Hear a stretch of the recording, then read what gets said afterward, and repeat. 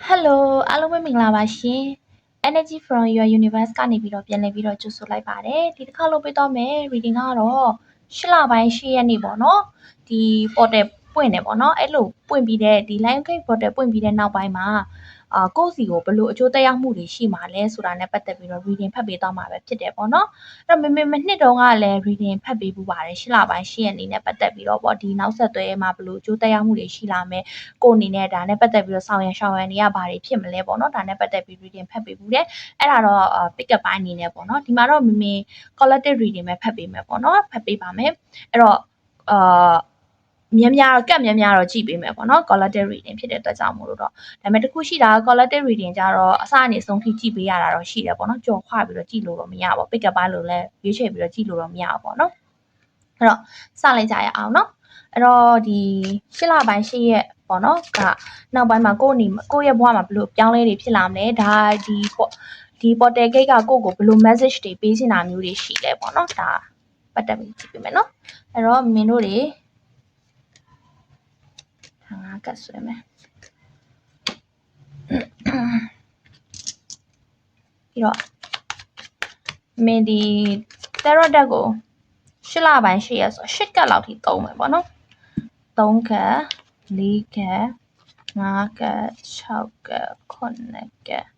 10ကတ်လိုအဲ့တော့ထပ်ဆွဲမယ်ပေါ့နော်အနည်းဆုံး10ကတ်တော့သုံးထားပါတယ်ဟုတ်တယ်နော်โอเคအဲ့တော့ဒီဟာကအပြည့်လာမှာပေါ့နော်တခုခုသူပေးစင်တဲ့ message မျိုးရှိမှာပေါ့ကြည့်လိုက်ကြရအောင်အဲ့တော့ဒီမှာ you are already doing it ပြောတဲ့တဘောကတချို့တော့အဖြေတွေနဲ့ပတ်သက်ပြီးတော့ကိုယ်မှရှိနေပြီဒါလို့ပြောတာနော်အဲ့တော့ဆိုလိုတဲ့တဘောက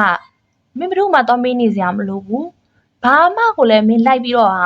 ဟိုဟာကြောက်ဒီဟာကြောက်သူများရဲ့ feedback တွေပေါ့နော်ကိုချီတုံချဆုံးဖြစ်ပြီးတော့တကယ်တော့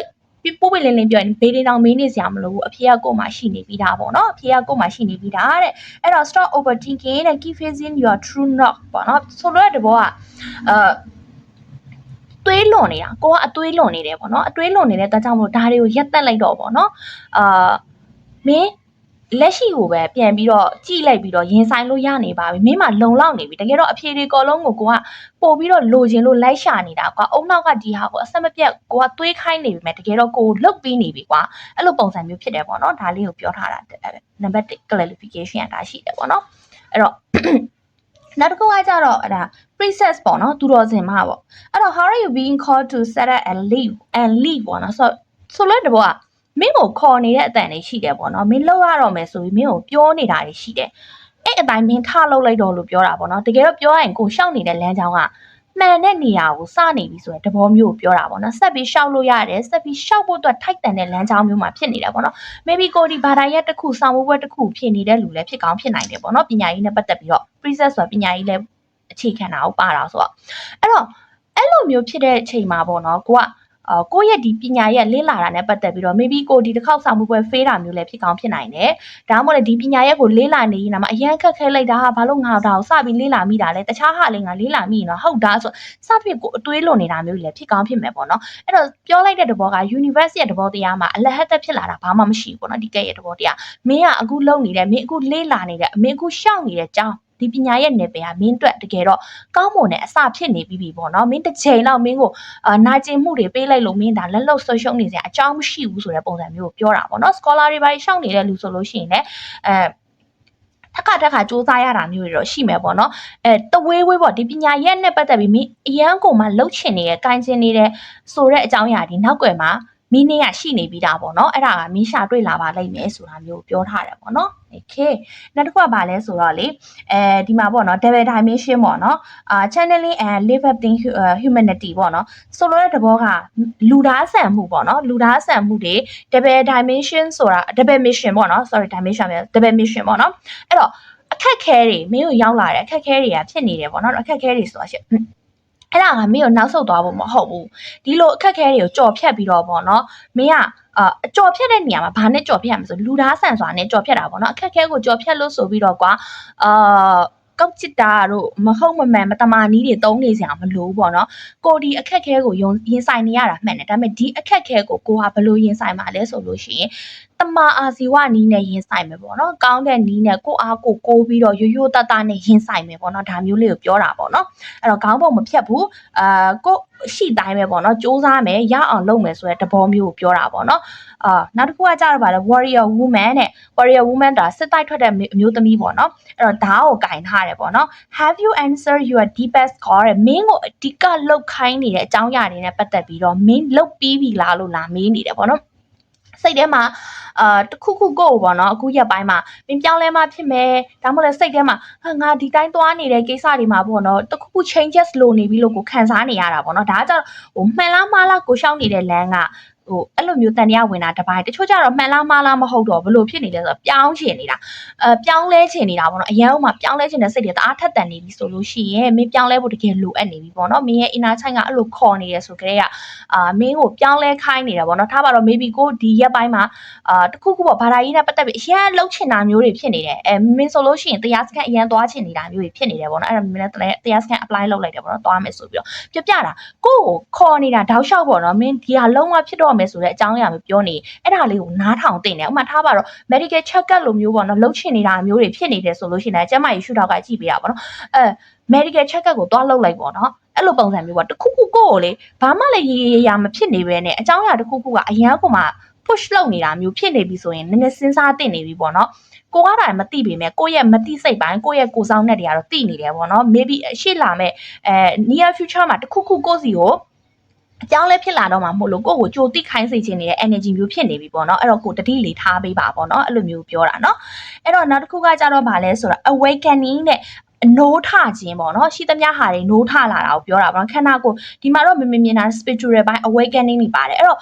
spiritual နဲ့ပတ်သက်ပြီးလှုပ်ဆောင်နေတဲ့လူတွေပြီးတဲ့အခါကျလို့ရှိဒီစိတ်ပိုင်းဆိုင်ရာပေါ့နော် healing တို့ healer တို့ astrology တို့ tarot reader တို့နောက်ပါလို့ရှိဘာတွေရှိသေးလဲcounselor တို့ဒီလိုမျိုးလုပ်နေတဲ့လူတွေရဲ့ spiritual power တော်လေးတက်လာနိုင်မယ်ဆိုတာမျိုးလေးတွေကိုပြနေတယ်ပေါ့နော် maybe မင်းရဲ့ဒီဗီဒီယိုတွေလာကြည့်တဲ့တဲမှာပေါ့နော်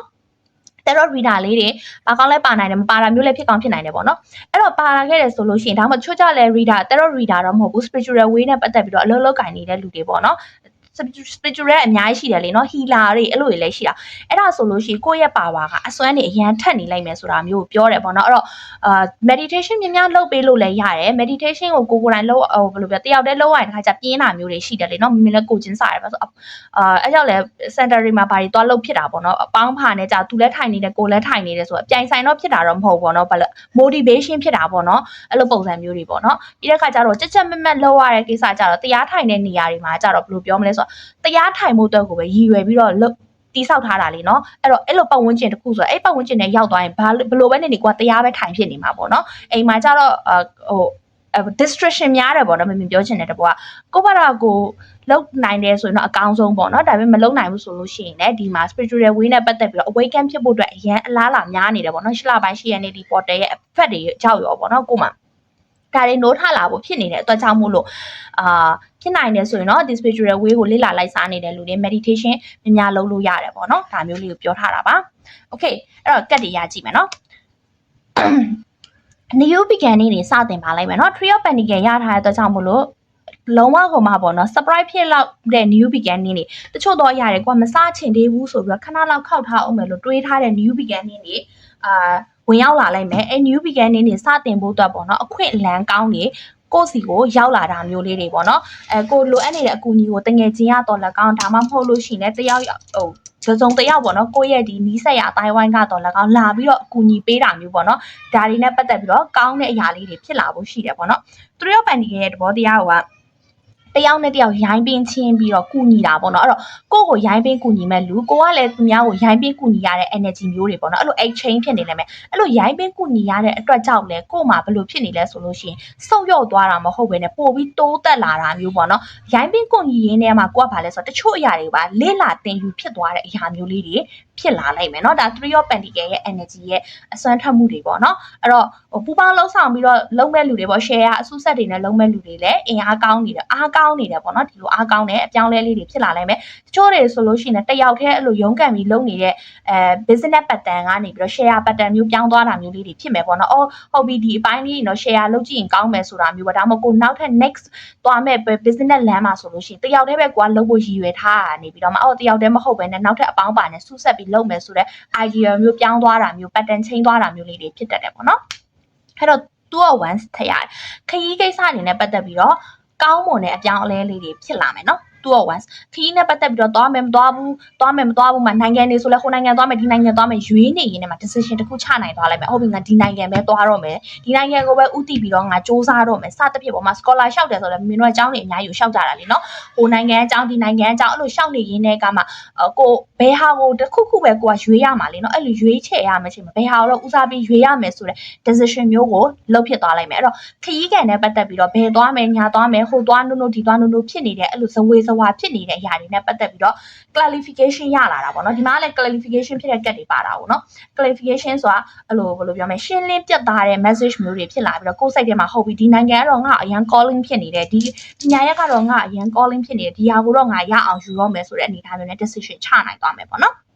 အဲ့တော့နောက်တစ်ခုကကြတော့ night of source energy ရှိတယ် night of source energy ရှိတဲ့အတွက်ကြောင့်မို့လို့လေညဘက်တွေစောစောစီစီအိပ်ပြီးပါညဘက်အေးပြတ်တာမျိုးတွေတိတ်မလုပ်ပါနဲ့ပေါ့နော်အဲ့တော့ညဘက်အေးပြတ်ခြင်းကြောင့်မို့လို့ effect တွေအများကြီးထိတာမျိုးလေးတွေဖြစ်မယ်အဲ့တော့ social media တွေသုံးတာ short ပါနောက်ညဘက်တွေဆိုလို့ရှိရင်မအိပ်ဘဲနဲ့ရုပ်ရှင်တွေပါကြည့်တာမျိုးတွေညဘက်ကြတော့မှပေါ့နော်ဟိုဒီစားဟောင်းကြောင်သွေးတာမျိုးတွေစသဖြင့်ပေါ့နော်ဒီစားအကောက်ကိုညဘက်ကြီးမှဝင်ကြည့်မိပြီးတော့ပေါ့နော်စိတ်မကောင်းစရာမျိုးတွေဖြစ်တာမျိုးအဲ့တော့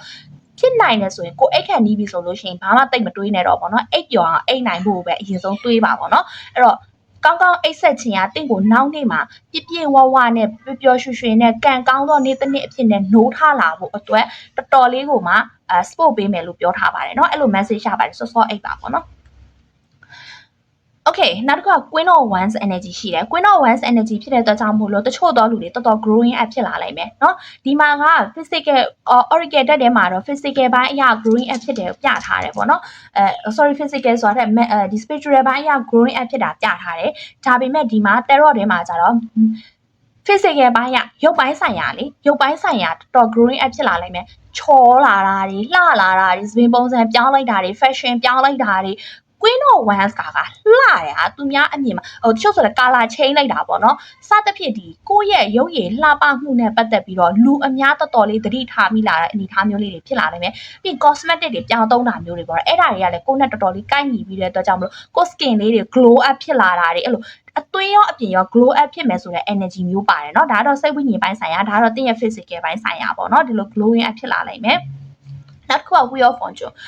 Fortune ဖြစ်တဲ့အတွက်ကြောင့်မို့လို့ကံကစပြီးတော့တပတ်ပြန်လဲတဲ့အနေအထားမျိုးလေးတွေဖြစ်လာနိုင်မယ်အဲ့တော့ကံစပြီးတပတ်ပြန်လဲတဲ့ဆိုတာကကောင်းတာလည်းရှိလို့မကောင်းတာလည်းရှိတယ်အဲ့တော့မင်းဒီမှာပြပြမယ်ကိုကလုပ်ခဲ့တဲ့စူးစမ်းခဲ့တဲ့အရာတွေကိုသူများကအနိုင်ကျင့်ခဲ့တဲ့အရာတွေဆိုလို့ရှိရင်ဘာဖြစ်မလဲဆိုတော့သူတို့တွေပြန်ခံရတော့မယ့်အနေအထားဖြစ်သွားမယ်နော်ကိုစူးစမ်းခဲ့တဲ့အရာတွေဆိုလဲဒီရဲ့အတီးပွင့်တွေကိုကပြန်ရမယ်ဆိုတဲ့အနေအထားမျိုးလေးတွေဖြစ်သွားမယ်အဲ့တော့ကိုကသူများကိုလုပ်ခဲ့တာဆိုရင်ရောတေးကြတယ်ကိုပြန်ခံရမယ့်အနေအထားရောက်တော့မယ်ပေါ့နော်အဲ့တော့မင်းကတော့မင်းနဲ့ energy ကိုက်ပြီးလာခဲ့တဲ့လူတွေဖြစ်တဲ့အတွက်ကြောင့်မို့လို့တော့များသောအားဖြင့်တော့လူတွေဒီစူးစမ်းပြီးတော့ပေါ့နော်ရုန်းကန်နေရတဲ့လူတွေလို့ခံစားရတယ်ပေါ့နော်အဲ့တော့စူးစမ်းပြီးရုန်းကန်နေရတဲ့လူတွေဒီကိုလောက်ခဲ့တဲ့အသီးအပွင့်ကိုပေါ့နော်စတင်ပြီးတော့ခံစားရတော့မယ်ပေါ့နော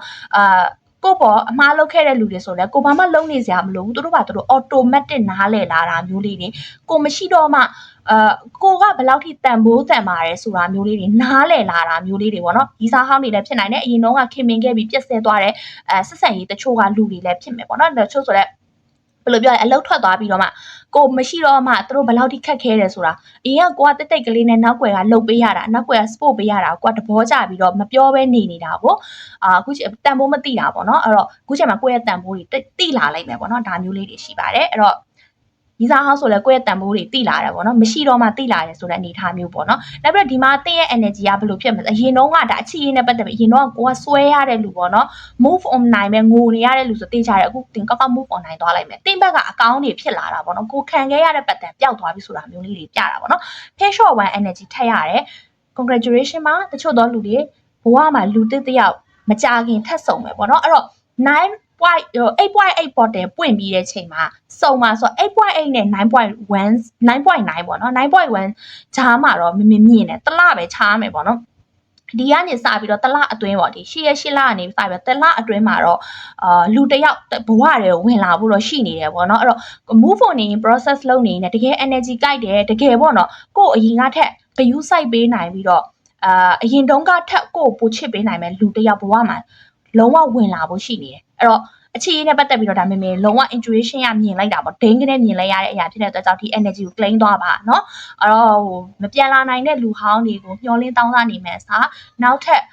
new journey ကိုဆက်လို့ရတယ်ပေါ့နော်ဒါမျိုးလေးတွေဖြစ်မယ်အဲ့တော့ single လေးတွေကဘာလဲပေါ့နော် single လေးတွေဆိုတော့ချို့ဆိုလဲ EX ကိုမျှော်နေတဲ့ single လေးတွေဆိုလို့ရှိရင် EX ကတော့ဝင်လာတာမျိုးတွေရှိကောင်းရှိမယ် wheel of fortune energy ကြောင့်ပေါ့နော် EX နဲ့ပြန်ပြီးတော့ပေါ့နော်ဟိုအသက်တဖန်ပြန်ပြီးတော့ခီးဆက်ရတာမျိုးတွေဖြစ်နိုင်တယ်လို့လုံးဝခီးမဆက်ရတော့တဲ့လူတွေဆိုလဲဘဝကအသက်ဝင်မယ်ပေါ့နော်ဒါတစ်ခုဖြစ်မယ် move online မ online လေးတဲ့လူတွေလည်း move online ပြီးတော့လူတစ်တယောက်ကိုဘဝတယ်ပိုကောင်းတဲ့လူတစ်တယောက်ဝင်လာမယ်နော်နှစ်ခုရှိတယ်နော် option နှစ်ခုမတူဘူးနော်တူတယ်လို့ဖြစ်မှာဆိုတူတယောက်ပဲရှိတာနော်တစ်ထက်တည်းမကြနေအဲ့တော့နောက်ဆုံးကြတော့ single လေးတွေပေါ့နော်လုံးဝ single လေးတွေကြောင့်ဘာဖြစ်မှာလဲဆိုတော့အဲ့ single လေးတွေရဲ့အခြေရေးကလည်းစမ်းပွင့်လာတဲ့ဘက်ကိုရောက်လာလိုက်မယ်အဲ့တော့တေချာတာကလပိုင်းအတွင်းပေါ့နော်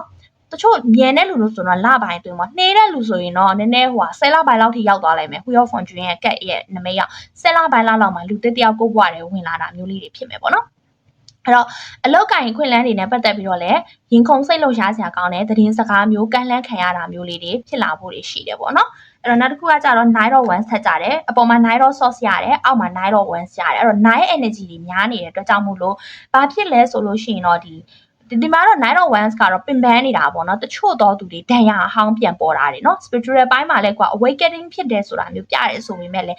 awakening ဖြစ်တာကလည်းကိုယ့်ရဲ့ inner child တွေကိုပြန်ပြီးတော့ trauma တွေကိုပြန် healing ရတာလीနော်ကုတယ်ဆိုတာကဒဏ်ရာကိုအရင်စွပြီးတော့မှဟာဒီမှာအနာရှိတယ်ဒီဟာကိုတော့ကုရမယ်ဆိုတော့မမေတို့ရဲ့ဒီ inner child ထဲမှာဖြစ်နေတဲ့ဒဏ်ရာတွေကကြာအနက်ဖေးတက်နေတာကွာအနက်ဖေးတက်နေတော့ကိုယ့်ကိုအရင်ဘာမှမရှိဘူးလို့ထင်နေတာပေါ့နော်အဲ့တော့ချို့ဆိုတရားထိုင်လို့ရှိပြန်မြင်တယ်လीနော်တရားထိုင်လို့မှငိုတာတို့တရားထိုင်ပြီးတော့မှစိတ်တွေပိုပြီးပေါ့ပါသွားတာတရားထိုင်ပြီးတော့မှအဲ့လိုအမျိုးမျိုးရှိပြီမဲ့အဲ့လိုမျိုးမပေါ့ပါခင်မှာဖြတ်ကျော်ရတဲ့အဆင့်တွေရှိတယ်အဲ့ဒါဘာလဲဆိုကိုယ့်ရဲ့ဒဏ်ရာကိုမြင်အောင်ပြန်ကြည့်ရတာမြင်အောင်ပြန်ကြည့်ရတဲ့အတွက်ကြောင့်မလို့နာကျင်ရမှာတော့ဟုတ်တယ်ဒါပေမဲ့အပီးပြောက်သွားတာမျိုးလေးတွေဖြစ်မယ်ပေါ့နော်အဲ့လိုကိစ္စတွေဖြစ်မယ်ဒါကတော့ spiritual ဒဏ်ရာပြောတာ physical ဒဏ်ရာတွေဆိုလဲအဟောင်းတွေပြန်ပေါ်တာမျိုးလေးတွေဖြစ်တတ်တယ်အဟောင်းတွေပြန်ပေါ်ပြီးတော့ပေါ့နော်အဲ့တော့သတိထားပေးပါယောဂဟောင်းတွေပေါ့နော်ဖြစ်လေဖြစ်ထရှိတဲ့အရာမျိုးတွေရှိတယ်ဆိုလို့ရှိရင်ကိုကနည်းနည်းလေးပို့ပြီးတော့ခယူးဆိုင်ပေးပါပေါ့နော်ပြီးတော့အရင်တော့ကဖြစ်နေကြယောဂအဟောင်းမျိုးတွေပြန်ပြီးတော့ပေါ်တတ်တယ